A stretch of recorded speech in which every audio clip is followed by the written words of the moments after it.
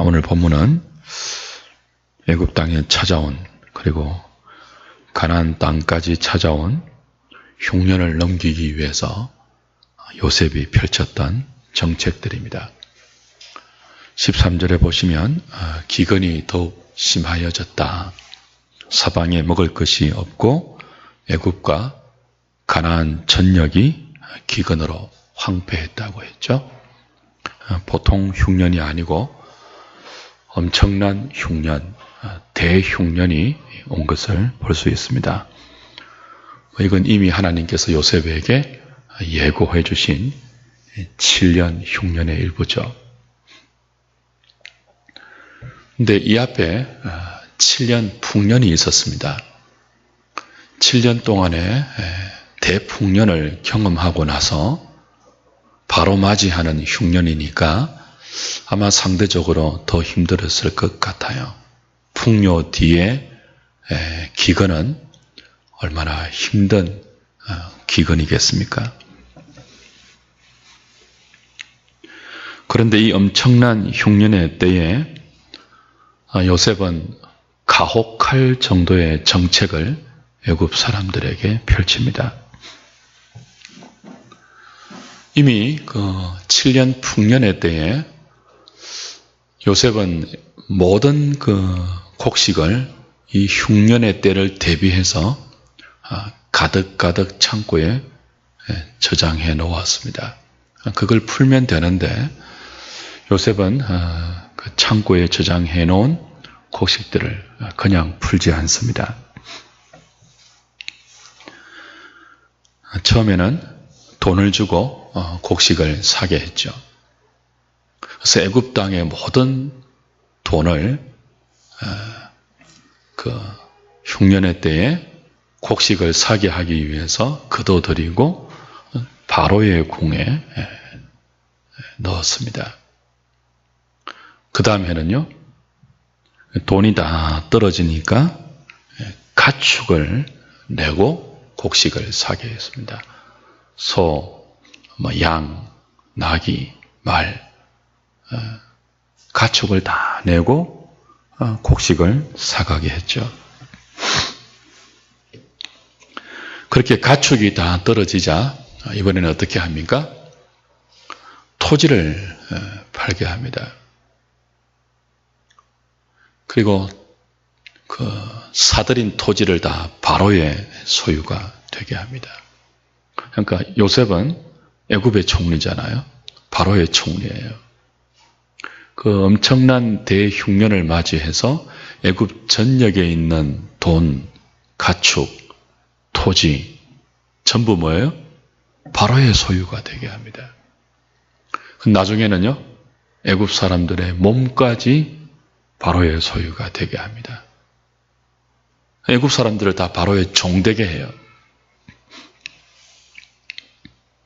그것도 모자라 강제로 이주를 시킵니다.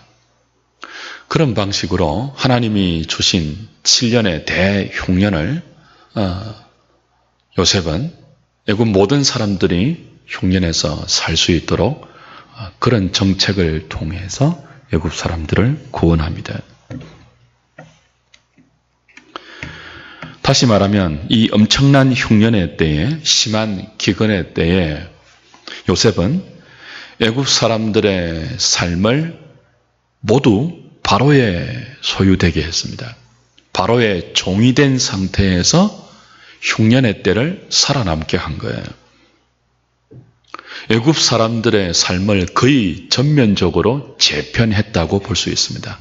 무슨 이유인지는 모르겠지만 이 엄청난 흉년을 겪기 전에 애굽 사람들은 온전한 바로의 통치 아래 있지 않았던 것 같습니다. 무슨 이유인지는 모르겠습니다. 많은 자유를 누렸던 것 같고 애굽의 그 바로라는 왕의 다스림을 상당 부분 벗어나 있었던 것 같습니다. 그런데 이 대기근을 통해서 요셉에 의해서, 총리인 요셉에 의해서 모든 애굽 사람들이 바로의 소유가 되며 바로의 종이 되는 전면적인 애굽의 거의 재편이, 애굽에서 이 기근에서 살아남기 위해서는 어떤 사람이라 할지라도 바로의 종이 되지 않고는 살아남을 수 없는 그런 정책을 통해서 그들의 삶을 완전히 바꾸어 버린 거죠. 주 안에 사랑하는 여러분, 요셉이 왜 이렇게 할까요? 요셉은 이미 7년 대풍년을 지나면서 이 흉년을 충분히 대비했습니다. 요셉만 그걸 알았잖아요. 하나님의 계시에 의해서 요셉만 알았단 말이죠. 그리고 자신이 대비해 놓은 흉년을 맞고 있습니다. 그냥 곡식을 풀어도 될 건데 그렇게 하지 않고 어떻게 한다고요? 모든 애굽의 돈, 모든 애굽의 가축, 모든 애굽의 토지, 모든 애굽의 사람들을 바로의 소유되게 만들고 바로의 종이 되게 하는 방식으로 흉년을 살아남고 있습니다. 하나님은 바로 이것을 위해서 요셉을 애굽의 총리 되게 했고 요셉을 통해서 애굽의 모든 사람과 야곱의 가족들까지 이 엄청난 기근에서 구원을 얻게 했습니다. 그러므로 요셉이 한 참 이해하기 힘든 이 정책은 하나님의 백성들이 영적 어려움 속에서 혹은 영적 흉년 속에서 어떻게 다시 풍년을 향하여 자신의 삶을 재편해야 하는지 분명한 영적 원리를 우리에게 제시하는 것입니다. 단순히 어려울 때 어떻게 살아남는가 하는 정도가 아니고 이 모든 것들을 준비하시고 계획하시고 요셉에 의해서 펼쳐가시는 하나님의 메시지가 여기에 담겨 있는 거죠. 그것이 무엇입니까? 흉년이 올 때는요, 풍년에 길들여진 모습으로는 살 수 없다는 거예요. 이건 영적으로도 동일합니다. 영적 기근이 찾아올 때 영적 풍년의 때에 길들여진 모습으로는 기근의 때를 넘어갈 수 없다는 겁니다. 애굽 사람들은 7년 동안의 풍성한 풍년의 때를 지나면서 모든 것을 가지고 있었습니다. 풍년의 때에 길들여진 삶의 스타일을 가지고 있었죠. 생활 규모는 많이 커져 있었습니다. 가축이 많았고요. 종들을 거느리고 있었습니다. 흉년이 오면 풍년의 때에 길들여진 그런 라이프 스타일로는 흉년을 살아 넘길 수 없죠. 흉년이 왔는데 풍년 때에 거느리고 있었던 종을 여전히 거느리고 풍년 때에 가지고 있었던 삶의 규모를 그대로 유지한 채 기근을 넘어갈 수는 없는 것입니다. 줄여야 합니다. 그럼에도 불구하고 애굽 사람들은 흉년이 왔는데도 여전히 돈을 가지고 있었습니다. 가축을 가지고 있었습니다. 토지를 가지고 있었고 종을 소유하고 있었습니다. 양식이 없다고 죽는 소리를 하면서도 짐승에게는 먹을 것을 주었는지 모릅니다. 어렵다고 우는 소리를 하면서도 생활의 규모는 줄이지 않았습니다. 이런 삶의 태도는 흉년을 넘기는 합당한 삶의 태도가 아니죠. 어렵다고 하는데 가지는 것은 다 가지고 있고 누리는 것은 다 누리고 할 것은 다 하는 그런 삶의 태도는 안 된다는 거죠. 정부가 다 책임져 주기를 원하고 누군가가 도와주기를 원하면서 자신이 가지고 있는 히든 카드는 절대로 버리지 않는, 스스로 삶의 규모도 줄이지 않고 버려야 할 것 버리지도 않은 채 어려움이 지나가기만 기다리는 그런 태도로는 위기를 넘길 수 없다는 것입니다.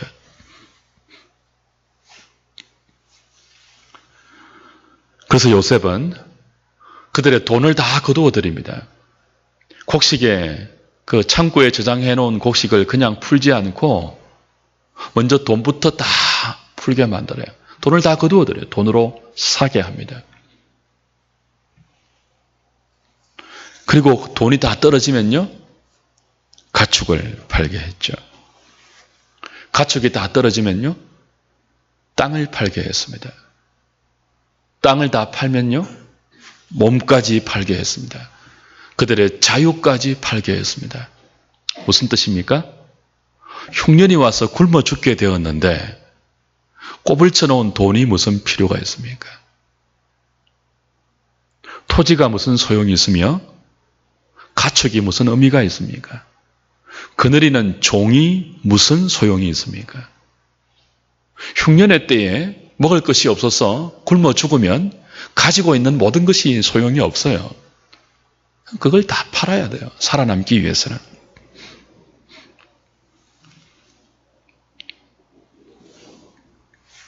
결국 오늘 본문의 이야기는 요셉이 왜 이렇게 하는가? 애굽 사람들을 살리기 위해서입니다.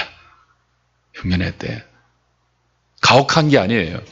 가혹한 것처럼 여겨질지 모르지만 이건 결코 가혹한 정책이 아니고 그들을 진정으로 살리기 위해서입니다.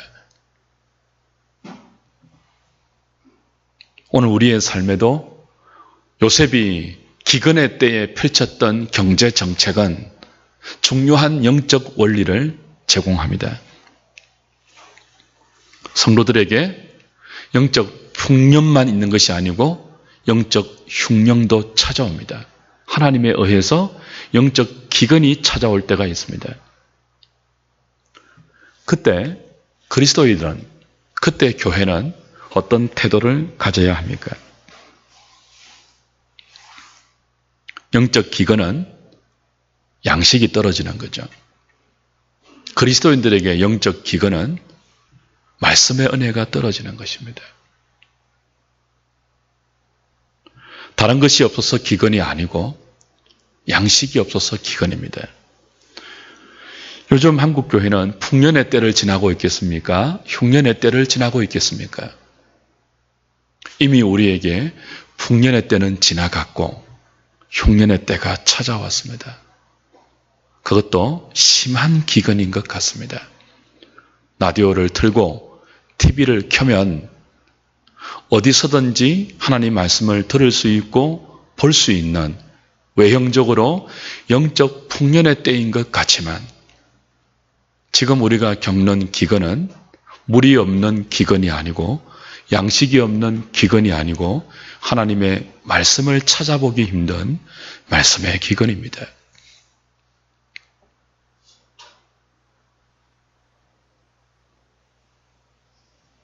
그 수많은 말씀의 홍수 속에서 오히려 교회는 침체되고 있고 쇠퇴되고 있고 외형적으로 말씀이 차고 넘치는 것 같은데 성도들의 심령은 과거보다 더 황폐되고 있습니다. 교회 현장은 생명의 풍성함과 생기로 차고 넘치는 것이 아니고 어쩌면은 침체의 냄새와 사망의 향기가 풀풀 날리고 있지 않은지 모르겠습니다. 아마 거의 모든 사람이 저와 여러분들이 신앙생활을 하고 있는 한국교회의 영적 현실을 풍년이 아니고 흉년이라는 사실에 거의 모든 사람이 동의하실 것입니다. 지금도 한국교회를 풍년이라고 말하는 사람은 한 사람도 없습니다. 모두가 심각한 걱정을 하고 있죠. 이때 우리가 가져야 할 믿음의 태도가 무엇입니까? 바로 심한 기근이 애굽과 가나안 전역에 하나님의 섭리 가운데 찾아왔을 때 애굽의 총리가 된 요셉이 펼쳤던 이 정책 속에서 우리는 영적 기근의 현실을 맞고 있는 그리고 그 한복판을 지나고 있는 우리가 지녀야 할 삶의 태도를 배우게 되는 것이죠. 그것이 무엇입니까? 세상에서 우리가 하고 싶은 것, 가지고 싶은 것, 누리고 싶은 것, 다 하고, 다 가지고, 다 누리고 싶은 그런 식의 삶의 태도로는 영적 기근의 때를 절대로 그냥 넘길 수 없다는 것입니다. 우리 영혼에 다시 풍성한 하나님의 양식을 경험하고 그로 말미암는 넘치는 생명의 부요함을 우리의 것으로 누리고 그것들을 또 다른 사람들에게 나누어 주기 위해서는 요셉이 애굽의 모든 사람들을 바로의 종되게 했던 것처럼 그들의 모든 소유를 바로에게 돌린 것처럼 우리가 하나님 나라의 풍성한 생명을 하나님의 백성으로 누리기 위해서는 다시 하나님의 종된 자리로 돌아가야 합니다. 하나님의 소유가 아닌 나의 모든 것들을 다시 하나님의 소유로 돌려놓아야 합니다. 그것이 영적 기근이 왔을 때 주의 백성들이 회복해야 할, 결단하고 시행해야 할 삶의 태도이죠. 거저 시간이 지나면 이 기근이 지나가겠지. 그렇게 해서는 안 된다는 것입니다. 흉년의 때에 요셉이 애굽 사람들에게 했듯이 우리의 삶에 영적 기근이 왔다고 느끼면 우리는 하나님 앞에서 감추어 놓았던 우리의 히든 카드를 다 버려야 합니다. 그것이 돈이면 돈을 팔아야 합니다. 그리고 양식을 사야 합니다. 하나님은 그냥 기근의 때에 그냥 양식을 주시지 않습니다. 요셉이 했던 것처럼 영적 기근이 찾아올 때 하나님은 어떻게 그분의 생명의 양식을 그분의 백성들에게 주십니까? 우리가 갖고 있는 돈을 팔게 만드십니다. 돈을 주고 사야 돼요. 기근의 때는 그렇습니다. 풍년의 때는, 부흥의 때는 그렇지 않아요. 값도 없이, 돈도 없이 그냥 거저 마시게 하십니다. 거저 먹게 하십니다. 그건 부흥의 때예요. 우린 그때를 사모해야 되죠. 근데 제가 볼 때 그 부흥의 때는 지나갔습니다. 기근의 때는요, 돈을 주고 사야 합니다. 우리가 그토록 아끼는 돈을 주고 양식을 사야 돼요. 그 다음에는요, 우리의 소유로 등기해 놓았던 가축도 다 팔아야 합니다. 토지도 내놓아야 합니다. 모든 것들을 하나님의 소유되게 해야 합니다. 내 소유로 삼았던 하나님이 내게 맡기셨던 것을 하나님의 것으로 돌리지 않고 혹시나 저와 여러분들 것으로 만들어 놓은 것이 있다면 그걸 다시 하나님의 소유로 돌려놓아야 돼요. 그리고 무엇까지요? 우리의 몸까지요. 우리 자신까지요.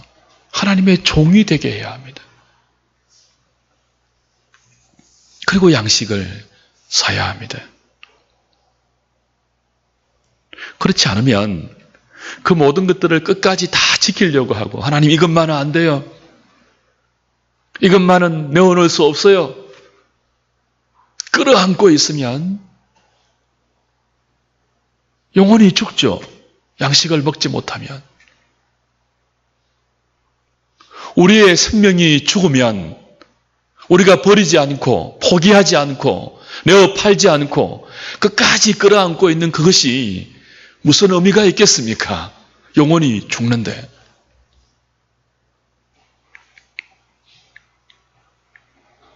하나님께서 요셉을 통하여 기근에서 굶어 죽어가고 있는 애굽의 모든 전역을 거의 재편했습니다. 어떻게 해요? 바로의 종이 되는 방식으로. 모든 것이 바로의 소유가 되는 방식으로. 그리고 바로의 휘하에서 살아남도록 했습니다. 굉장히 중요한 원리죠. 하나님 나라의 백성은 어떻게 하든지 하나님의 그 통치 아래 있게 해야 합니다.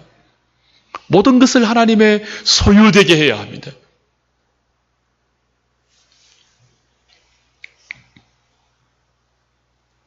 하나님 안에서 우리가 참된 생명의 부요함과 진정한 삶의 복들을 다시 누리기 위해서는 하나님의 소유가 되어야 함에도 불구하고 그것을 우리의 소유로 만들어버린 많은 것들을 팔 수 있어야 합니다.